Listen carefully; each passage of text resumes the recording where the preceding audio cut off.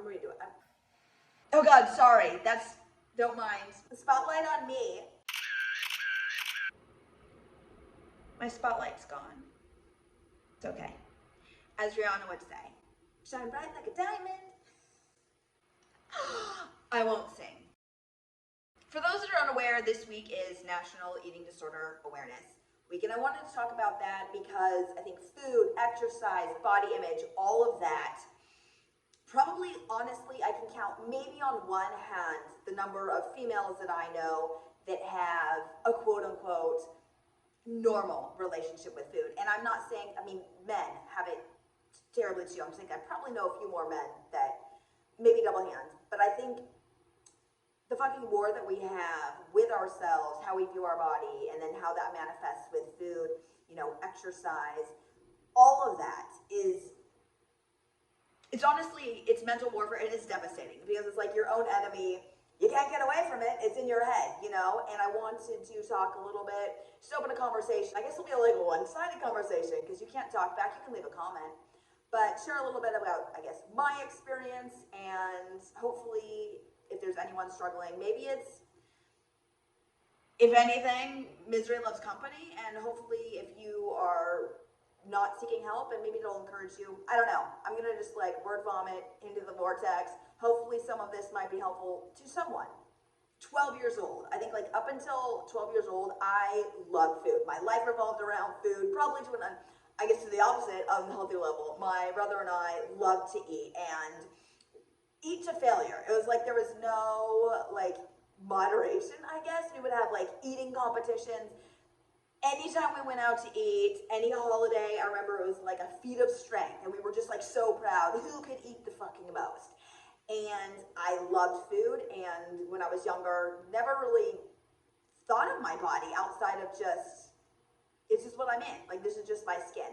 I truly didn't even know what my weight was. I never grew up around, you know, weighing myself. I didn't even know what a calorie was. Like, I was blissfully unaware, I guess is what we'll say. And it wasn't until I was about 12, and I was like my grandmother, she was all fucked up with food, kind of put me on the scale, and I just remember like the shock in her eyes. And it wasn't even just the shock, it was the disappointment. And I remember I was like, what's wrong, Grandma? And she's just like, you're over 100 pounds. I don't remember how tall I was at that age, but I was like, I wasn't even 5 foot. Like, and I was like, is that bad? And it was kind of like, that was like a slow start of the ball rolling, I guess what we'll say is like. And she would kind of put me on a quote unquote diet, but I didn't really know it. Be like, oh, can we have dessert today? And she'd be like, no, why don't you and your brother, you go run up and down the sidewalk, you know? And I didn't really understand the logistics behind that, but I'm like, well, we run up and down the sidewalk, can we have cookies? And she's like, yes. I'm like, okay, I'll fucking do anything for food. And I wasn't really fully locked in. I was just like, well, that was weird, but okay. And then I started running not soon after that, and I, again, was still just loved food. You know, I would order whatever I felt like. I didn't think of it as far as like what this, you know, it was food. It wasn't even like an energy or like weight. I didn't even understand the pieces of like the more you eat, the more you'll gain weight. Like that was how truly blissfully unaware that I was. And it wasn't until I was on a cross country trip with my club coach at the time, my club team at the time, and we went out to like a Mel's Diner, and I will never forget this. The menu was like, pick any 3 things you want, and so like a list, and so I got fried chicken, mashed potatoes, french fries, and then a giant chocolate milkshake with sprinkles on top and whipped cream. Fucking bomb-ass order. I'm not gonna lie. But then all the other girls were getting different things, but I really, truly, it wasn't like registering with me. I'm like, order whatever the fuck you want. And so I'm eating all this, and I'm like a clean plate club person, so I down it all. And the club coach at the time, we had 2. One was so sweet and so awesome. The other one was not. And he was like, gotta watch out, Kate. You get fat, you keep eating like that. And that was, I think if my grandma started the ball rolling, that was what just like pushed it down the fucking hill.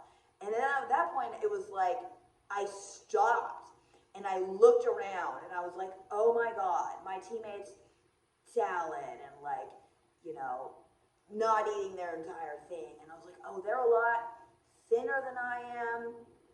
And it wasn't even like necessarily correlating performance at that point yet. I was still very new to running. I was just like, oh, they're thinner than I am. They have a better abs than I do. They look better in the crop top uniform than me. I was coming from it from a purely aesthetic angle. And I was like, okay, well, I need to learn. Obviously, these foods are bad. But then that's kind of like, this is the summer before I was going into high school. And that's when I was like, I also have OCD, obsessive compulsive disorder. So anything about numbers, baby, my mind will just latch onto it and just really go to fucking town. And started studying, I started learning, and I was like, and this was like, late 90s, early 2000s, Kate Moss, it was like, skinny, you could not be too skinny, and there was also no social media, so nobody was talking about that, like, oh, the pictures that you're seeing in the magazines are also airbrushed on top of them being tiny, but like, this was the pinnacle of like, heroin chic, and I remember being like, okay, these are the goals, I need to be able to count my ribs like a fucking xylophone here. And I learned about calories, and it started a game in my mind. I was like, okay, how few calories can I eat until dinner? And dinner was like, I was always just gonna eat a lot because I was, with my family and still hungry. I went to multiple inpatient things and people kind of just labeled it as anorexia. I say I'm a failed, I don't want to label anyone, whatever, don't counsel me. I'm just shooting words out of how I cognitive. I seem like a dropout anorexic because I could never go below like, I'm not trying to trigger warning, numbers are going to be up here. I'm just opt out now. I would be in treatment with girls that were eating like nothing and fasting, and I never did that because I truly, genuinely loved food so much. I think I got labeled anorexic just because my body weight got low enough, but I was always eating upwards of like 2,000 calories, but I was running and I have a fast metabolism, so it just was not enough for my body. And that's what I think is important to, announce. Nowadays, everyone's got fucking calorie counters, everything, MyFitnessPal app. It's very individual because like what is an okay amount for one person may not be for another person. That may send your body into starvation mode. And I think it's very important to like learn yourself and also realize there is no normal. I think up front of this video, I think it's important. I don't think there is a normal. I think what the definition of like if you are struggling and you need to probably reassess and get some help is your mindset and your outlook. If it is causing you, literally, I can't even describe the amount of just like, when you're in the trenches of it, the mental warfare, if it is impacting your life to the degree that you are just miserable and suicidal, eating disorders are the #1 cause of death for any mental disorder. And that's how fucking dark it gets. If you feel like you are in a prison of your own making, I think that is the definition of like maybe get help. Because nowadays people are like anorexia, there's bulimia, there's orthorexia, there's clean eating, like there's so many fucking labels. I think it just needs to get back to very basic. Is your life miserable because of your obsession around the food, the exercise, your body image, all of that? It doesn't matter what the other fucking labels are. It's like if it is robbing you of happiness and sucking your soul out, like I can't even describe the level of darkness. If you have that darkness inside of you, that's when remember you reach out. It doesn't matter if you're like, because there's a lot of people that are like afraid to get in treatment. Like, oh, girl, I'm not skinny enough to get help. Like, fuck that. If you are miserable, you deserve help. And that goes for any mental issue. You deserve to be happy. You fucking deserve to be happy. Everyone deserves to be happy. I mean, maybe not Hitler, but if you're not like a mass fucking murderer monster or whatever, you deserve to be happy. Okay? That was like my high school experience. I'll just cliff note this because this is already getting kind of long and you're like, I don't fucking care about your journey or whatever. I went into inpatient mental care when I was a junior in high school. And again, this was back in the early 2000s. People didn't talk about this shit. And everyone's like, oh my God, Kate's in the fucking mental ward. And that was embarrassing. It shouldn't be embarrassing, but it was because no one knew, when I came back, no one knew how to approach me or handle. What do you say to the girl that just came out? Like, now I'm happy to see it's a little bit more normalized. If you need help, get fucking help. But when I came back, it was also like I was under a microscope because everyone knew, they're like, oh, that's the chick time that I was around people, they were all watching what I was eating. And it wasn't just my peers, it was the peers' moms. It was like I was this thing on a petri dish. Because when you come out of the mental ward, they expect you to be perfect, right? It's, oh, she's fucking cured. And I was good at running at the time, and so people started doing articles about me. And I mean, I was better than I was, but also I was so new. And I think I'll be honest, I think people are going to start to argue with me on this. At least for me personally, I think once your brain switches and you have that experience of disordered, whether it's food, exercise, body image, whatever, when that switch goes up, I don't necessarily think it's a thing that goes away. I don't think you can unturn the switch. I would honestly give anything in the world to turn the switch off completely and go back to blissfully unaware 12-year-old. But I think once you go down that rabbit hole, you've seen too much, you have those thought patterns. This is not to say you can't recover, but I'm just saying, like, it's always a part of you, that little voice, and it's a nasty little fucking little voice, but you can turn the volume down and you can learn to refute it. So I think even when people are recovered, I think there's always that internal, it's still there. The switch is still there, but you need to know how to not engage with it. So I think for me personally, I think like when you're recovered, I get really, recovery is possible, but it's also, it's just like, the voice is still there. Like, you know what I mean? It's like, once Alice went down the rabbit hole, she can't forget that she was down the rabbit hole, right? She can come out, she can live her life, and she can be happy, and she can be great. But she's had that experience. So anyways, I'm sorry, I'm derailing. But anyways, people started then labeling me as, how does it feel now? You're back, you're faster, you're recovered, you know? And then people like reaching out, being like, oh, you're such an inspiration. And then that made me feel actually terrible because I knew I wasn't perfect. And I felt like then if I messed up or I, you know, had a slip back or something, then I was just like, then I'm not just failing myself. Now I'm failing everyone who's looking at me, all these people that are emailing me. And it was just kind of an extra pressure that I think was very hard to deal with. And again, I felt like I was just being watched. And I don't want to sound like fucking, that sounds so fucking, God, that sounds narcissistic. But for those that aren't interested in running at all, I set, at the time, it was a U.S. high school record for 5K, and I went to World Junior Championships in Italy, Grosseto, and so I was one of the best high schoolers in the country at the time. So people were seeing me, and I'm not trying to sound like a narcissist. I'm just saying, like, I felt like people were trying to make me into the poster child for recover from an eating disorder and you can do this. When it's like, I had fresh out of the fucking mental ward, you know, and yes, I had put weight on, but it's still like, I'm still fucking dealing with my own, I'm not perfect. And I think that's something that's really important to anyone in recovery, out of recovery, wanting to recover, after recover, whether you're the individual or the person around them. Don't put that extra layer of expecting them. Well, you're good. You're over this. You're perfect. Because that is so detrimental. Because then you're like, oh my God, if I fail, if I slip up, I'm not only just like, I'm fucking failing even worse. And for the people that are very type A, perfectionistic, all you want to be is perfect. And so now you have to be perfect in recovery on top of it. And you're like, but the recovery is hard.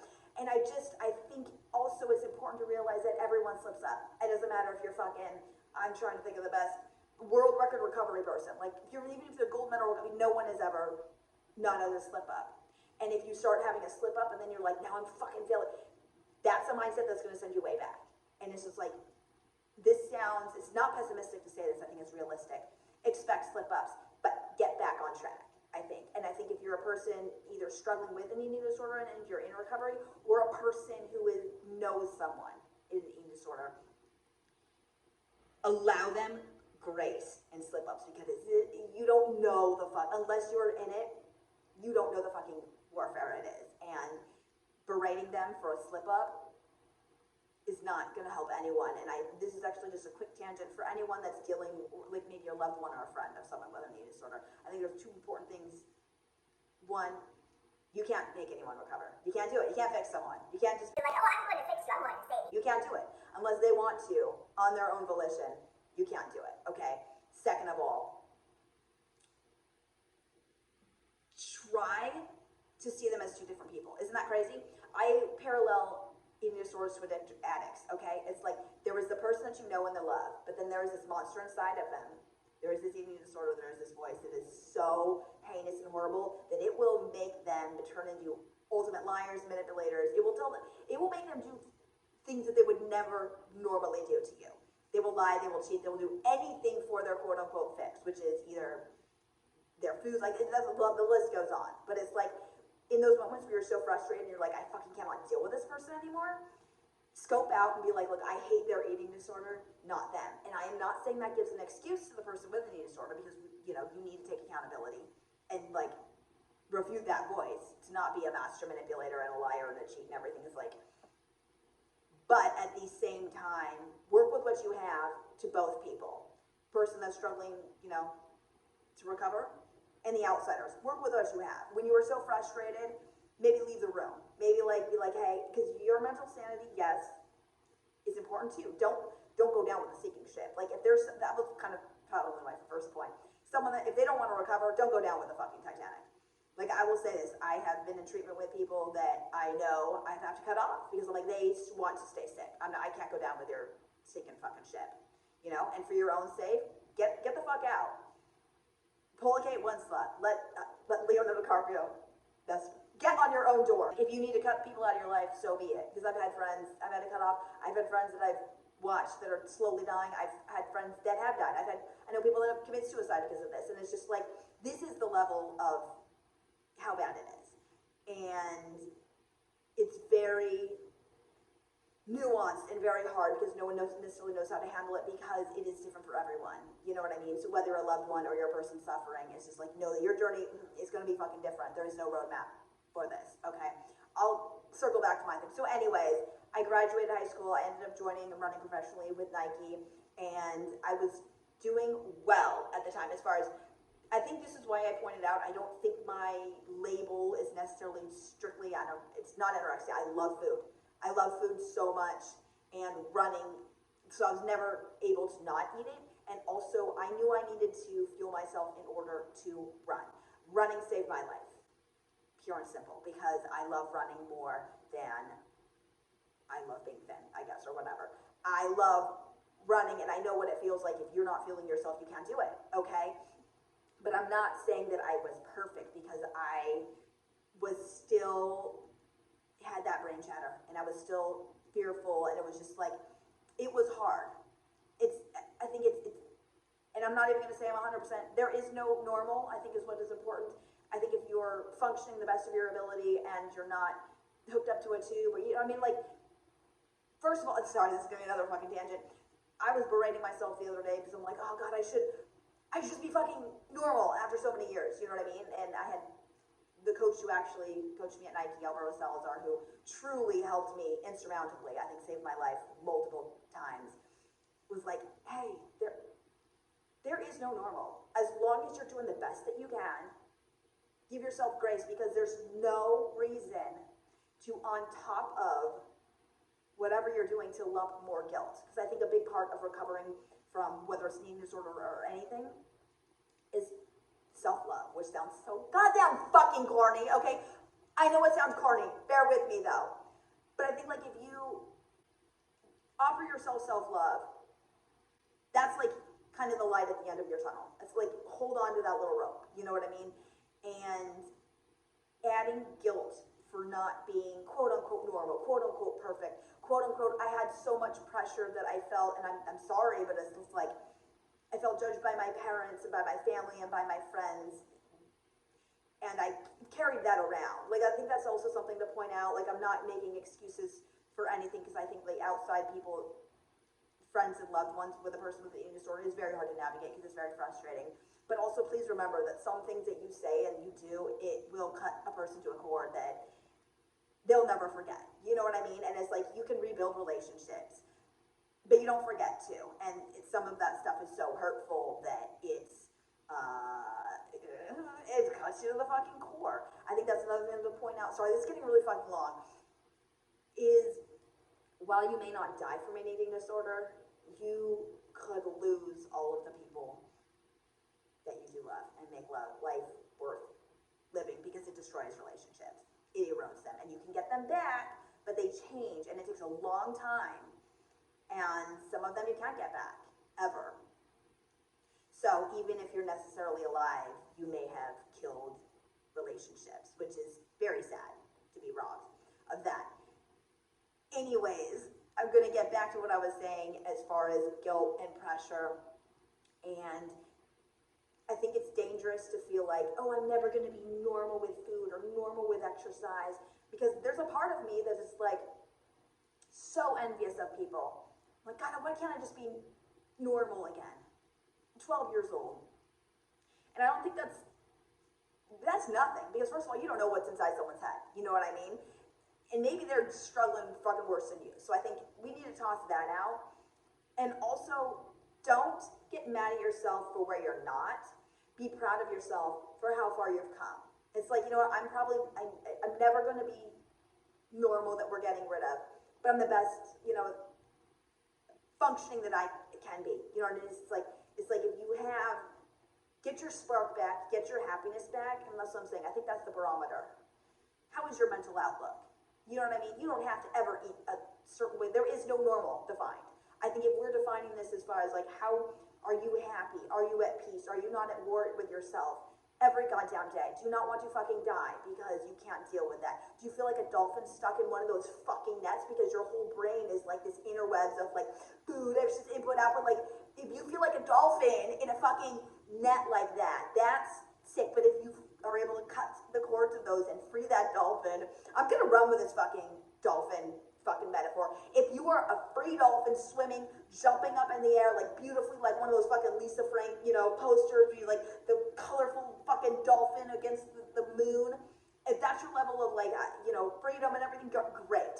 Then who fucking cares whatever you're eating? You could, as long as you're not malnourished, go with Godspeed. But I think trying to then, on top of getting your mind right, getting your nutrition in, because that's important. If you need to gain weight, you need to gain it. And I think that's very hard and that's very scary to hear for people. But I think it's just like, it's also, you can't work around it. You know what I mean? Then, from there, whatever. Okay? Look at your happiness. That's the barometer. And don't be looking at the grass is always greener. And I think something that I really learned too, when I got to Nike, things were a lot better because my coach was insurmountably helpful, and I think what's always been very hard for me was more the OCD, because that's what, yes, I had an eating disorder, but it was more OCD just manifested with the numbers, like calorie counting and everything, and just getting obsessed with the numbers, because it's like, even if I got on the scale and I knew I looked disgusting, like my body image has gotten a lot better. Like, I can recognize, like, oh, I need to gain weight, but it's just like the OCD clings to more the numbers. So it's like this weird disconnect where it's like, in the past, like, oh, I need to gain weight, but I can't get this numbers. It's weird. I'm like, it's like you want to gain weight, but then your OCD's like, but you can't add more foods because that's sometimes. Regardless, it doesn't matter what the label is or whatever. But I think what for me is like I was always eating a fuck ton of food. And like sometimes it was like 6,000 calories a day, but I think what's important to realize is I'm also an exercise addict, and I was also a professional runner. So it's like, it's your job. I was burning so much, and I had like a metabolism. And I think that's why it's really important not to compare yourself to others, because yes, you could be eating 6,000 calories a day, but maybe that's not enough for you. And like even today, I eat a lot. Like I don't want to fucking shoot out too many numbers because, you know, like if I plug it into like my metrics of what I should be, you know, MyFitnessPal, all that fucking shit, I eat like twice as much. And that's why I'm like not a big person of like trying to track the numbers, because you need to just like figure out what works for you. Because if I ate what the fucking things, I would drop. Anyways, where was I going? I've had so many tangents, and I'm literally trying not to make this an epic thing. So when I got to Nike, I got good, but then my performances started to dip, and I was starting to go, and that voice, like I said, that switch never goes away. And I think that's what's important to recognize. You need to know that. You need to be aware of that, because having that knowledge means you can catch the warning signs later. So when you get stressed, in life as you go along. It's gonna be like this. I'm sorry. I mean, I guess I don't know everyone. I can only speak from personal, but it ebbs and flows, and it's a matter of catching the ebb and getting back in the right direction. Because I fucking wish I could cut out that voice in your head. I wish I could cut mine out, but you can't lobotomize yourself, unfortunately. And I think that awareness is really important, because the longer you are in recovery, or the more, this sounds so stupid. The longer you're with your own brain, Like, the older you get, I think, is then when you get a more understanding. Like, these fuckers don't come with a goddamn instruction manual, and they're different for everyone. But I think that's what, honestly, I think age is just what really helped me, and was with learning. Like with body image, I know I'm never gonna have a six pack, but I don't care. I'm not gonna let that destroy my life, because I'd rather be better at running. I'd rather be able to eat, and I guess, not even if I'm gonna say able, everyone can. I'd rather eat fucking cake than have a six pack. Like, there was a time when I was so dark in the trenches, I was just like, I would do anything for a fucking six pack. Now it's like, I don't pick myself apart. I'm able to see my body more as what it can do, and celebrate that more than aesthetics. I'm not a runway model. I want to be a runner. So why am I not going down the trajectory of like what can fuel my running, what can make me strong? And I'm not saying that everyone should use running as the carrot. You should pursue happiness or whatever. I'm just saying, for me personally, I don't ever want to lie on here. Running is the ultimate. I mean, I should be more well balanced or whatever, but running to me is important, and fueling yourself enables you to do that. And stepping outside and seeing that everyone is different, and trying to get out of the whole perfectionistic web, and that includes normal as far as eating. And that's why I truly don't, I fucking hate how Instagram, the whole clean eating thing, since you're towing a line. I, at least, and I only speak personally, I will always include cake and donuts and quote unquote shitty high fructose things that, like, yes, America is probably slowly killing us from the inside, and maybe it'll cut a couple years off of my life. But I also bust my ass working out, and I'm gonna eat the fucking donuts and cake. And also I have to, because I have caloric needs that are so high that if I subsisted on veggies, my stomach would literally explode, and I'd probably have so much fucking fiber that my asshole would be shitting all of the time. That's TMI, but I think it's important. Self-love too. You deserve the food that you enjoy and you taste. Like, I don't want to fucking just live off of, everyone can do your own. But anyways, that's what, like, my whole thing with clean eating, and I'm just like, oh my god, like, just, I was a professional distance runner, and then I also lived in LA, and it's just like, I fucking eat the fucking donut, okay? And I want to end this by saying I am not perfect by any means. I think it was so hard being a teenager.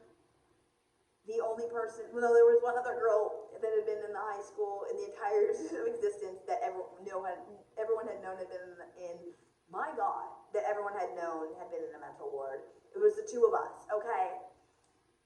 And I didn't want to be the poster child of, like, be like her and recover and do well and everything, because that's just too much pressure. Nobody's perfect.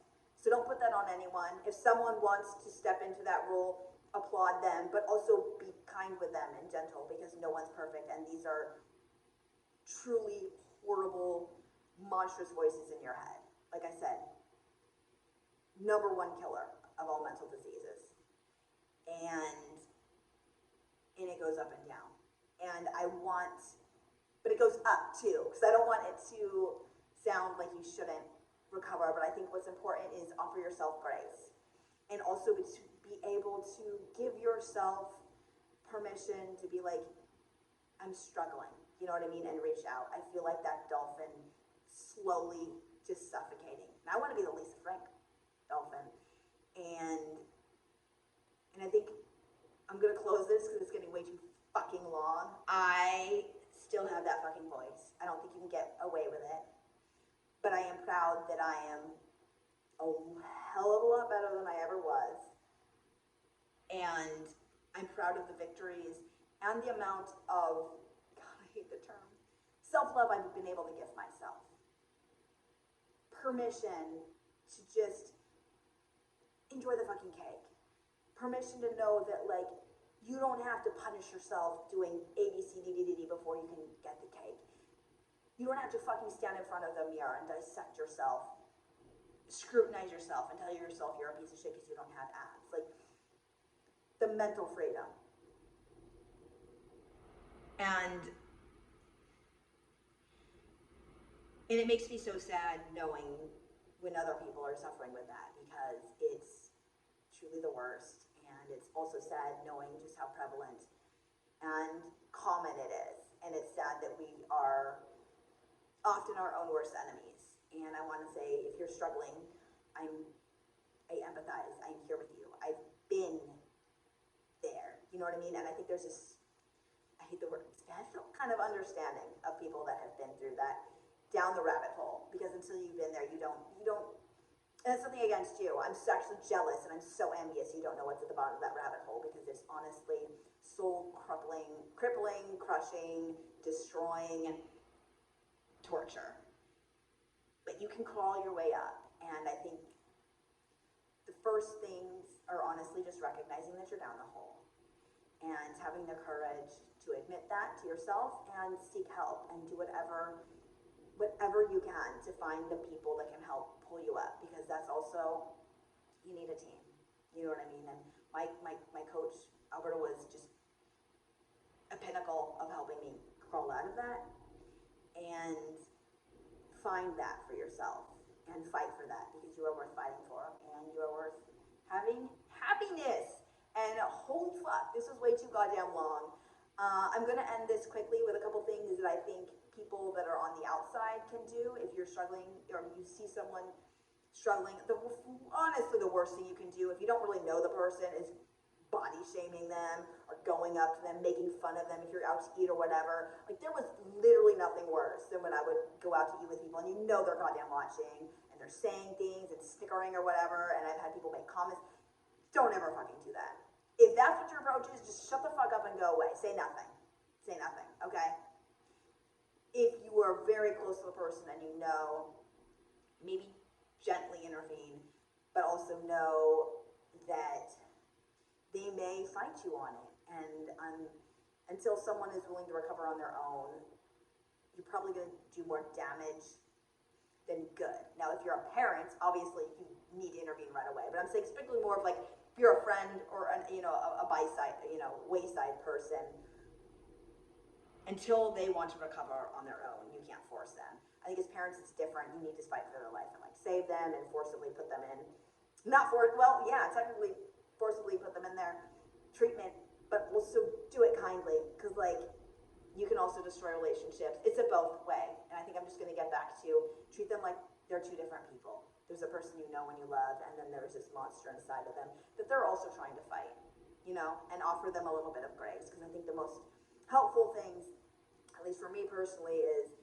Alberto would offer me that grace, and to be able to have open dialogues where you don't feel judged, and find someone who will, this is so embarrassing, sit with you when you were crying because they put too much, you asked for mustard and they put mayonnaise on and you're trying to like spin out over the counter and things. Just be with them. Non-judgmentally. Help them talk through it, because when you're spinning out over that, you're just an anxious mess. And I think that's the most helpful. Just offer love and kindness. And if you are struggling, offer love and kindness to yourself. Oh, one more thing, and then I swear to God, I will shut the fuck up. A lot of the mean self-talk and everything, the things that you do to yourself, I have been able to flip it and be like, would I ever say this to my sister? Would I ever tell my sister she can't have this because she hasn't done that? She doesn't deserve it. She doesn't deserve life because she doesn't have a six-pack. No, never. So think of someone you love and the things that you are putting yourself through. Would you ever force them through it? I'm going to say like 100% of the time, it's going to be no. Right? So try to think of yourself as a loved one rather than yourself, because we offer a lot more kindness and grace to people we care about than ourselves. I mean, that needs to change, because you need to love yourself. Sorry, I know that sounds so fucking corny, but it's true. Okay, I'm gonna shut the fuck up. I hope any of this was helpful. Riddle through it. Sorry I talked so much about myself, but I guess, whatever. I guess that's all I had to pull from, okay? And hang in there. Us rabbit hole people, we can claw up, okay? And there's happiness on the other side. And there's life on the other side. And you don't ever gotta be fucking, there is no normal. So do whatever you can and be proud of that. Okay? You can go ahead and give this, I feel so fucking corny having to segue into like, please like and subscribe, like the analytics side of like a serious talk. But it, hey, I gotta do it, because, it's what the tube's gonna force us to. Please give this video a thumbs up if you found it helpful or anything, and you can leave a comment about truly anything, and it'd be really great if you subscribed. I talk a lot more about running and comedy. You can just check out the other videos, I guess, right? And thank you for sitting through this if you have, and yeah, I think that's everything. I was trying to think of a fun, I have literally been holding in this burp for the last 27 minutes, and am I gonna try to be, I'll hold it in, I promise, okay? Thank you so much, I'll see you in my next video, bye. I'm a disaster. I lied. Ow.